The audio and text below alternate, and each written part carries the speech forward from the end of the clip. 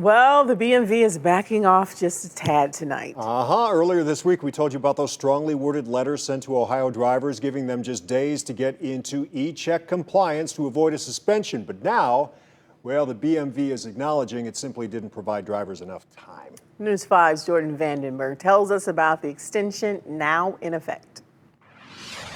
That letter sent from the Ohio BMV created more questions than it answered, and it confused and concerned drivers all across Northeast Ohio. And after realizing the error of its ways, the BMV says it was the right decision to pump the brakes. The e-check program is unique to Northeast Ohio, and it's something that some people love to loathe. But it's confusion that got Jared Tyus, what's going on? A spot in line. Quite confusing. But what's this all about, you know? And Louis Viscarando on the line. I got one of these letters. I'm thinking here, I'm out. I left out of the state. I don't know what I'm going to do. I think somebody's going to take my stuff. I'm like, don't worry, calm down. We got a response. It's just, you know, they shouldn't have worded that letter the way they did. After countless calls and emails from his parishioners and members of the community, Pastor Viscarando was pleased to see that the BMV extended the e-check compliance deadline to September 30th. The agency's decision followed a letter sent to drivers last week warning of plate confiscation if they didn't get an e-check or surrender their plates.